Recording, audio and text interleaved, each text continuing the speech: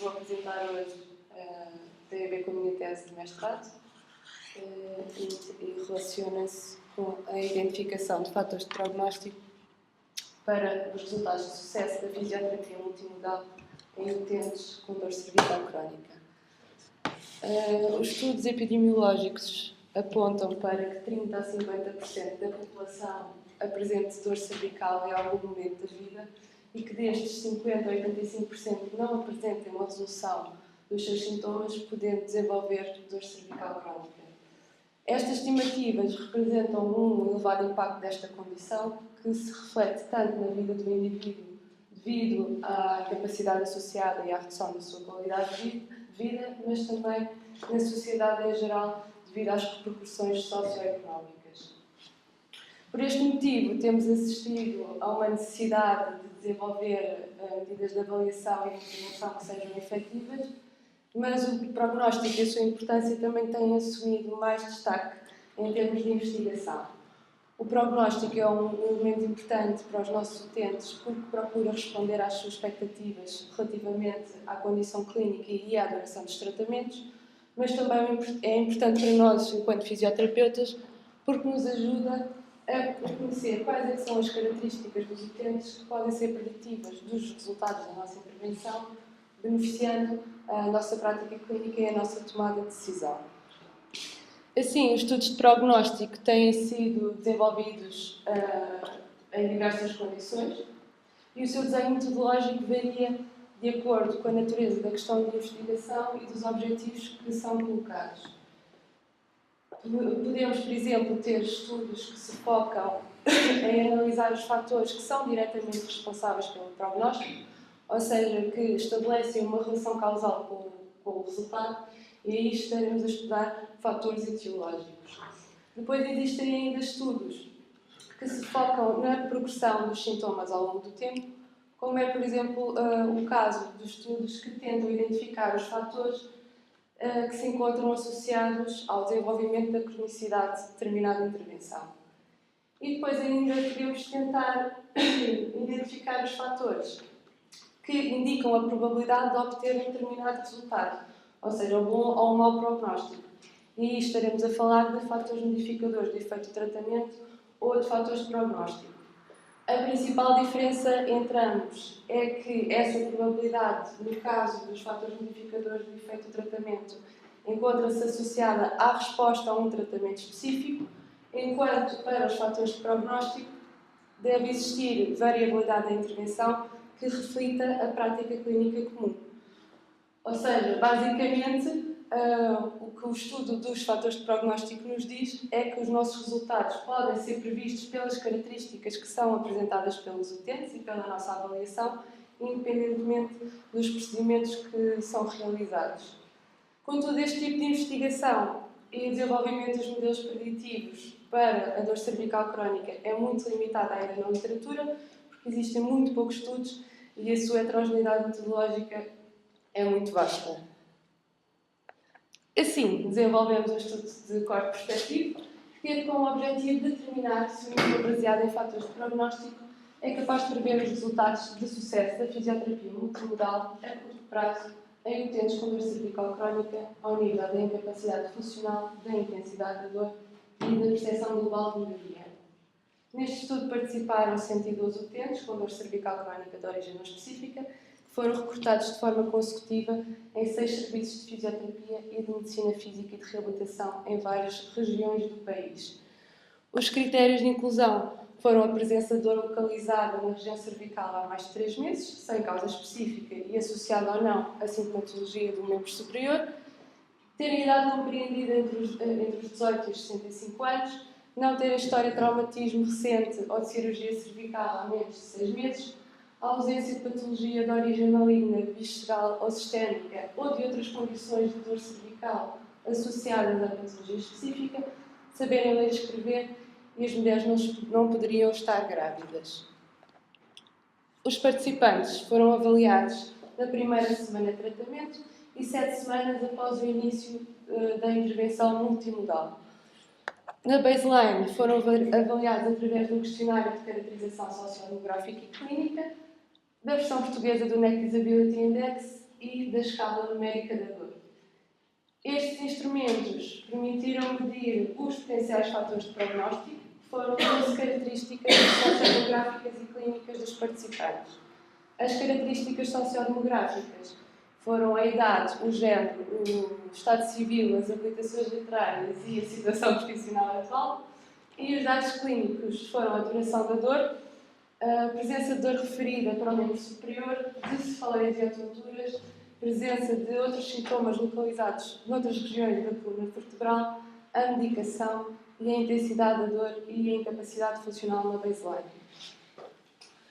As nossas variáveis de resultado são o sucesso ao nível da incapacidade funcional, da intensidade da dor e da percepção global de melhoria e foram medidas no follow-up, respectivamente, através das diferenças mínimas clinicamente importantes do NDI e da escala numérica da dor e de um critério definido para a Patient Global Impression of Change Scale, mais conhecida por PGC. Assim, ou seja, a amostra foi dicotomizada em resultados de sucesso e insucesso e consideraram-se como resultados de sucesso alterações iguais ou superiores a 6 pontos no NDI, alterações iguais ou superiores a 2 pontos na END e do critério igual ou superior a 5 na PGIC. A amostra final foi constituída por 108 participantes, um foi excluído devido ao abandono do tratamento e 3 devido ao preenchimento incompleto dos instrumentos. Observamos que a amostra é constituída na sua maioria por mulheres que realizam a sua atividade profissional a tempo inteiro, com uma idade média de 52 anos. Apresentam dor cervical crónica há mais de 24 meses, com sintomatologia referida para o membro superior, com cefaleias e tonturas e com sintomas noutras regiões da coluna vertebral. Também os níveis de incapacidade funcional e da intensidade da dor indicam que esta condição tem um impacto moderado na vida destes utentes. Os fatores preditivos foram analisados através de regressão logística, onde é realizada em primeiro lugar uma análise univariada para se identificarem as associações entre cada fator de prognóstico e a variável de resultado, e depois só aqueles que são estatisticamente significativos é que são englobados e é feita uma análise conjunta de todos, que se chama a análise multivariada.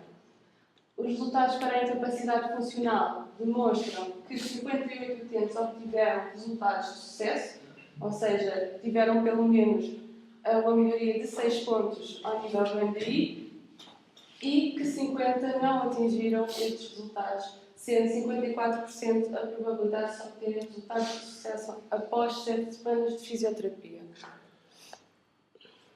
Na análise univariada, 5 variáveis foram estatisticamente significativas, mas destas, o modelo final apenas reteve a duração da dor e a incapacidade funcional na baseline.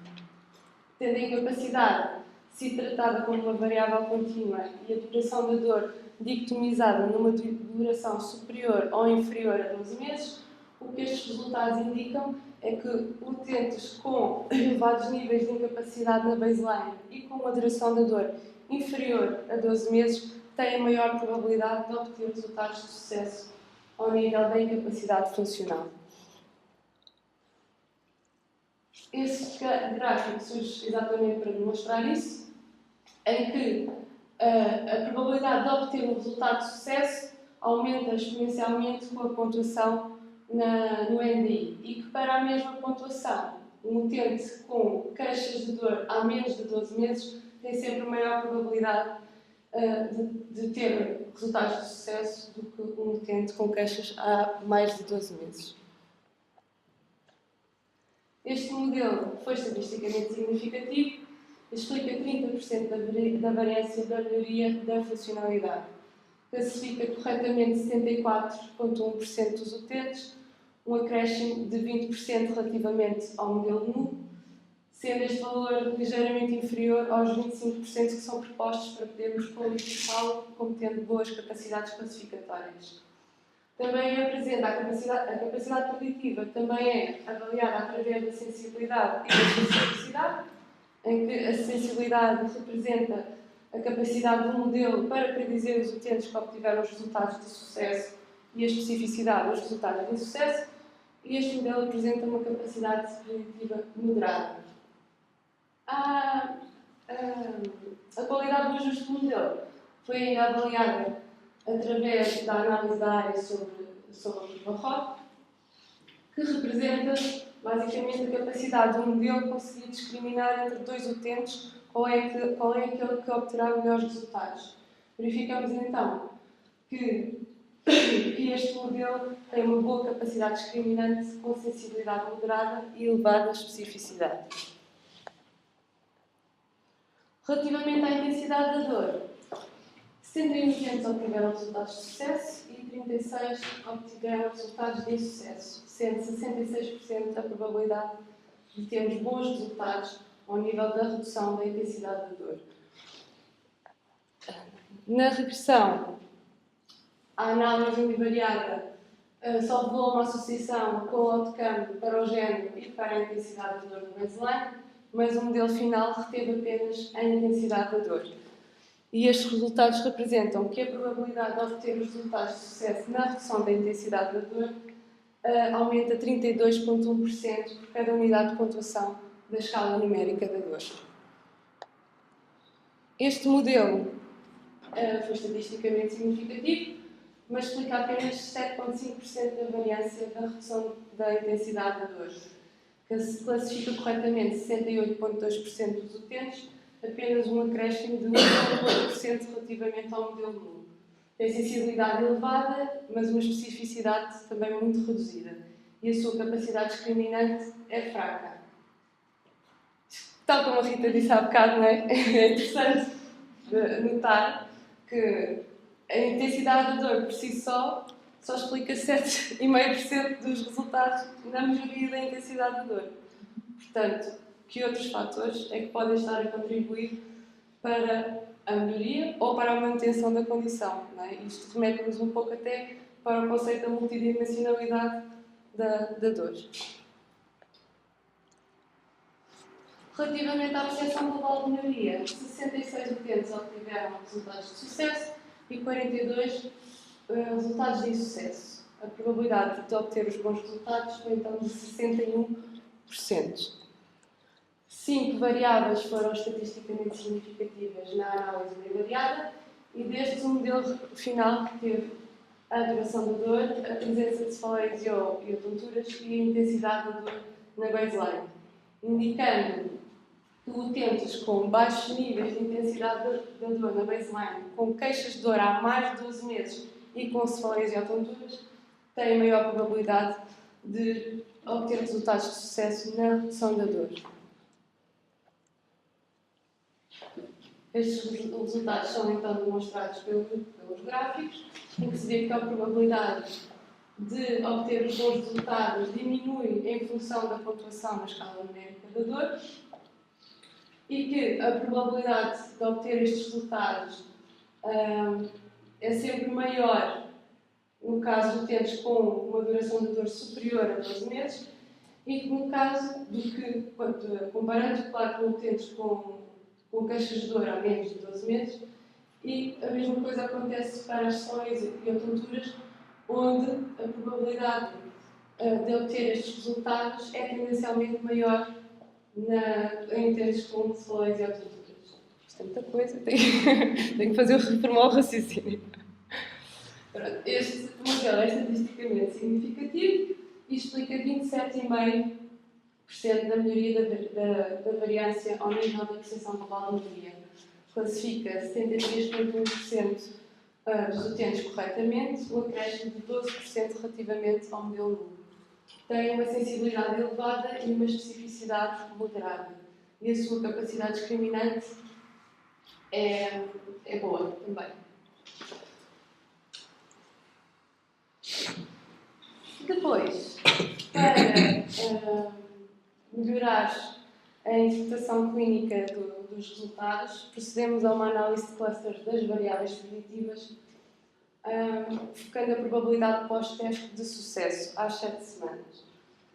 Ou seja, o que fizemos foi uma estimativa individual acerca da probabilidade de se obterem esses resultados de sucesso. Ao nível da incapacidade funcional, vimos que duas variáveis foram retidas no modelo e por isso foram criadas 3 condições de teste. Ou seja, a ausência de qualquer uma das variáveis em duas possíveis, presença de uma das variáveis em duas possíveis e presença de duas variáveis em duas possíveis.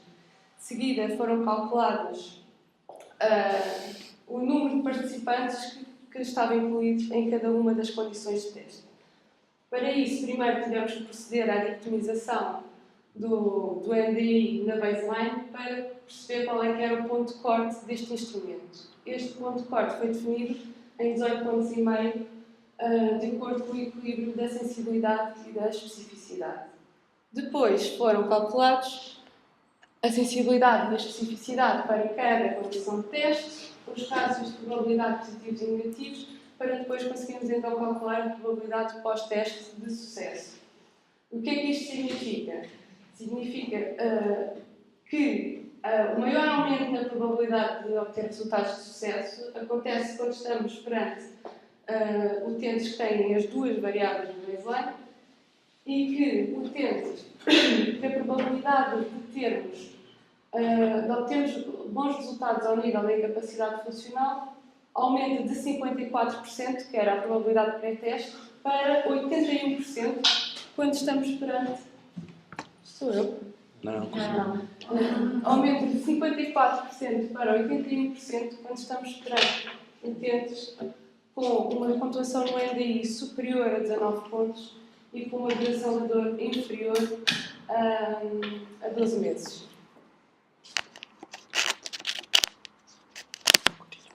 Posso?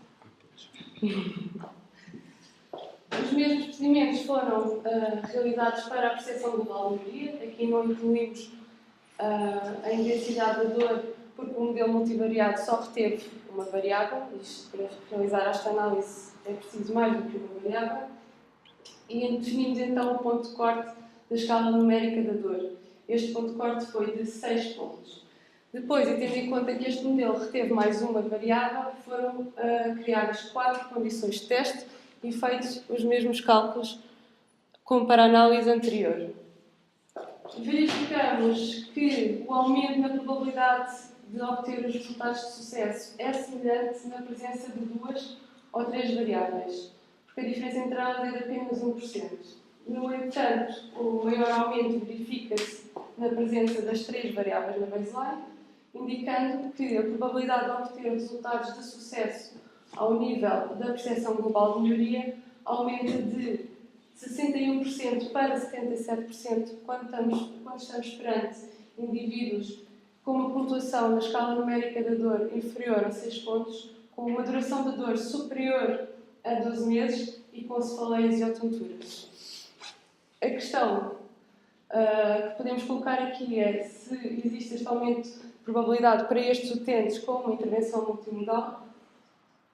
O que é que faremos aos outros utentes? Que outras intervenções necessitam de ser estudadas ou que intervenções específicas podem ser estudadas que sejam efetivas no tratamento desses utentes?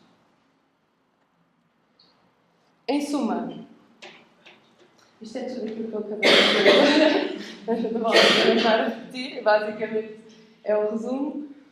E porquê é que este estudo foi importante e quais é que são as suas implicações? Primeiro, este estudo foi um contributo importante para o conhecimento acerca dos fatores que influenciam os resultados da fisioterapia em utentes com dor cervical crónica, porque também, a Rita também disse para a dor lombar a mesma coisa, porque a maior parte dos estudos que existem, para além de serem poucos, estudam amostras heterogéneas, ou seja, englobam utentes com dor cervical aguda, subaguda e dor cervical crónica e não consideram as características específicas de cada um deles. Depois, em termos da globalidade do estudo, verificámos que o poder preditivo é fraco, variou entre 7,5% e 30%, o que vai de encontro à investigação que foi realizada até à data na dor cervical, em que o máximo da variância explicada foi de 42%, indicando que existe então a necessidade de investigar outros fatores de diferente natureza Porque a investigação acaba por analisar sistematicamente os mesmos fatores e não considera que poderão existir outros que poderão também ter influência. Finalmente, achamos que este trabalho foi um contributo para a melhoria da prática clínica, visto que foram identificadas algumas características que são preditivas de um bom prognóstico, independentemente do tipo de tratamento que é realizado, mas, sobretudo, salienta que existem elevadas taxas de insucesso sobre este tratamento e, portanto, que é necessário nós, enquanto fisioterapeutas, melhorarmos a nossa avaliação e a nossa tomada de decisão relativamente à escolha do tratamento de acordo com as características que são apresentadas pelos utentes. E aí voltamos à discussão que tivemos dos efeitos modificadores. Exato. E voltamos à questão dos subgrupos e da categorização que tivemos há bocado. Obrigada.